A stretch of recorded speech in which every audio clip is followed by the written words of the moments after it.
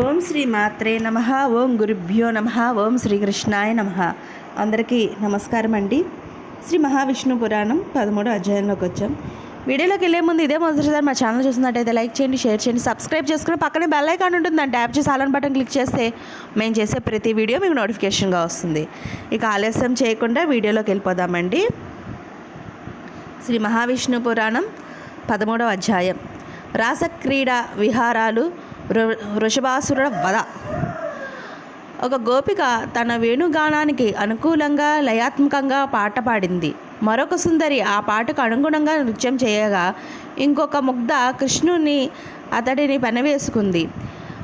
ఒక గోపిక ప్రణయతరంగి కాగా మరొక గోపస్త్రీ ప్రేమాంధమై అతన్ని సరసన చేరింది. ఒక గోపకన్య అరవెడల్పు కన్నులతో కృష్ణుడితో శయన సుఖాల అనుభూతిని పొందగా ఇంకొక గోపస్త్రీ కృష్ణుని చేరబోయి వాకిట తమ ఇంటి పెద్దను చూచి తటపటాయిస్తూనే కళ్ళు మూసుకుని గోవిందుని ధ్యానించుకుంటూ కూర్చుంది. అది వారి పూర్వజన్మ ఫలం. గోపికలు చుట్టూ పరివేష్టించిన ఉండగా కృష్ణుడు రాసక్రీడను ఆరంభించి అలసి సొలసి భాషించాడు. బృందావనం నందల సందడి నుండి గోపికల కృష్ణుడిని వెతుక్కుంటూ తిరగసాగారు. కృష్ణుడు లీలని అనుకూలిస్తూ ఆ గోపికలను మురళి పాటను అభినయిస్తూ వనమంతటా వేణుగానలోని గానముచ్చే సంతరించసాగింది. ఒక గోపిక భూమిని చూస్తూ పరిశీలించగా ఇదిగో ఇవి కృష్ణుడు అడుగులే, ఈ పద్మ చిహ్నాలను ఆ నల్లని వాడివే అని నిర్ధారించగా విలాసముగానతో వెళ్ళిన ఆ సుందరి ఎవరో, ఈ చిన్నదాని పాదాలు గుర్తు చూడు, ఇవి ఇంకొక గోపిక అడుగు జాడలే అర్థాలు తీయసాగారు.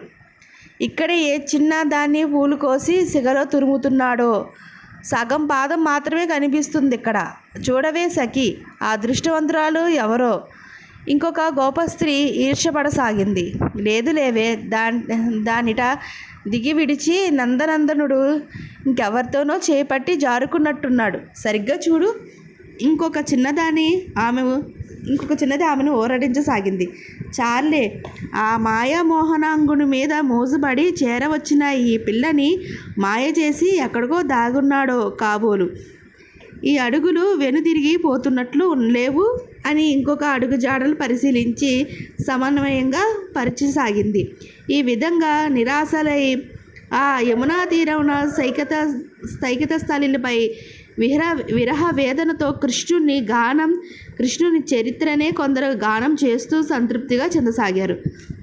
ఇంతలో వారందరి ముఖాలు వికసించేలా కృష్ణుడు చక్కని ముఖారవిందంతో కనిపించాడు.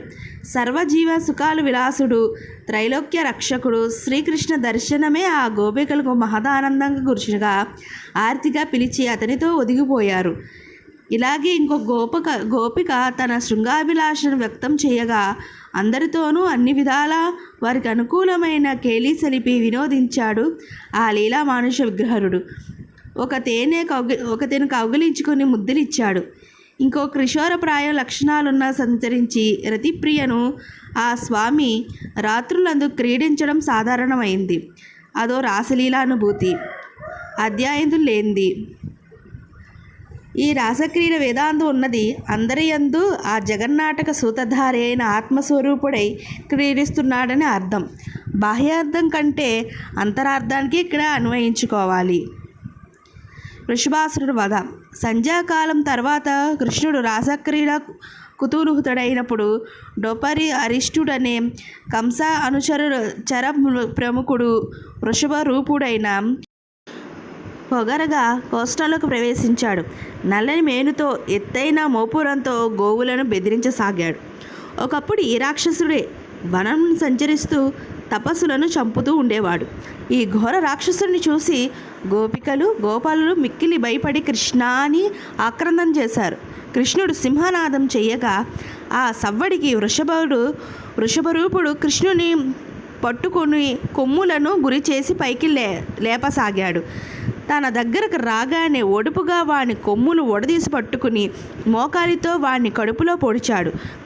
ఆ వెంటనే రెండు చేతులతోనూ వాడి మెడను చింకించి పట్టుకుని తడిబట్ట పిండినట్లు పిండి ఒక కొమ్మ బెరడు తీసి దాని కడుపులో గుచ్చాడు. అరిష్టుడు నెత్తురు కక్కుకొని మరణించాడు.